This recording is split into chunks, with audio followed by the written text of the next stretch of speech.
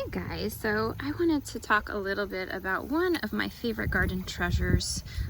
It's great for those of you that want to grow a medicine garden or apothecary garden, but not just that, it's just super pretty and just unique looking. This plant always gets questions when people walk through the garden. People stop and look at it, but has many uses. So this is called Spilanthes, also known as toothache plant or buzz button or electric daisies. It's got so many different names, and they grow. We have the solid yellow kind in our shop for seeds, and then we also have this bullseye kind. I like them both. They honestly, they both have the same medicinal properties. It's just a matter of look. I just find these to be quite interesting. Now, what are they used for? So these have kind of what I can describe as a natural lidocaine effect.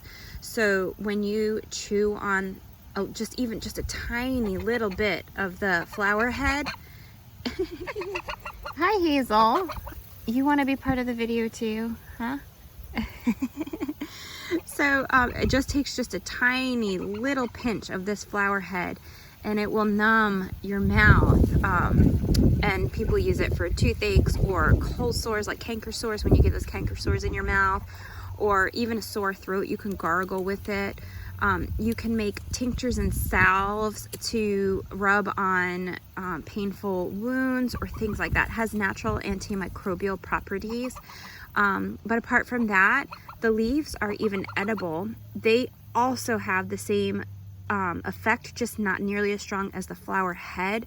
And the leaves are actually often used in cooking in Asian cuisine because it has a much milder effect than the flower head, but what it does is it actually transforms the food to be less acidic tasting. And so basically, like when you have a little bit of this or even just a little piece of the flower head and then you go and eat something like a tomato or coffee, something that tends to be more acidic, it literally takes that bitter and acidity away, and all you're left with is this amazing flavor, the true flavor of whatever it is that you're eating. So it really transforms food into an amazing an experience, and just chomping on the head alone is an experience in itself. It's quite fun, and I like watching people do it for the first time. It's just really interesting. But we definitely use this a lot in our apothecary, making gargles for throats whenever you have a sore throat, salves for boo-boos and things like that. So yeah, apart from that, it's really cool looking, and we have quite a few of these plants throughout the garden. Today I'm harvesting heads. When you want to harvest the heads, you want to look for nice full heads like this, or even better, the ones that have gotten so full that they're like crowning at the top. Those are better for seed saving. You don't want to save seeds from like this is too young, it's not ready yet. So you want the nice big full heads. This is a perfect example. Oops, I dropped some. That's a good example of a nice full head that's ready.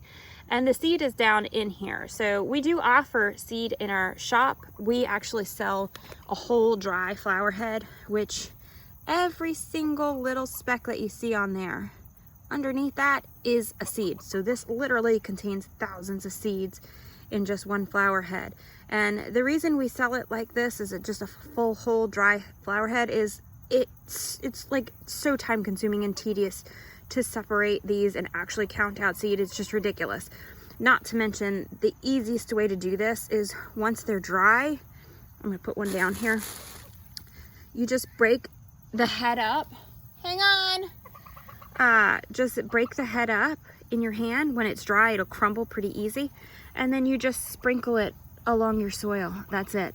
And so it makes it super easy to just use the whole head. So we sell the whole head dried.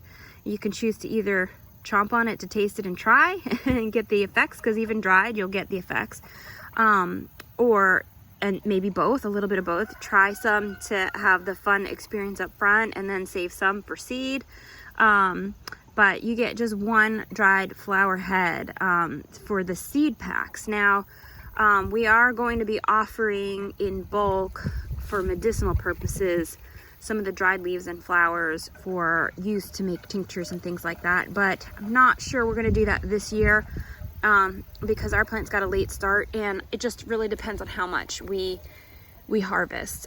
So I don't know, we have maybe 20 of these plants, but we use this a lot for so many different things. So I want to make sure our needs are met, and then whatever's left over will be available to you all. So check it out. This is an amazing plant to grow, super easy. Towards the end of the season right now, you can see it does get eaten up a little bit by some worms, but to be honest, they don't stick around. They don't really like the plant too much, and it really won't harm the plant's production. You can choose to come out here and hose it off if you want, or hand pick any worms. I just leave it, you know, because I know it's not going to bother the plant, and they're going to be dying back soon. The worms are going to be, that do tend to visit this plant, will be going away soon, and the plant, you know, will just continue to thrive and produce for you. So apart from that, all year long, I mean, we plant these in spring and they go all through summer, all through fall, up until the frost. Really no issues all year long. Anyway, I think that's it. As far as grow zone, you just want to look it up, make sure that they will be available to, or good, appropriate to grow in your grow zone. I'll put some information for you in the links, and there'll be tons of information in the listing once we do post the bullseye kind. So I don't think there's any up on the shop right now, but I know we have some of the yellow, the solid yellow up there, which again, they have the same effect in medicinal properties. The only difference is just the look of it. So the solid yellow versus the bullseye. I hope that helps answer some questions about this really cool plant. Send us a message or a comment below if you have any additional questions, or tell us how you use it and what your experience is with it. Thanks for checking it out. Kindred Acres.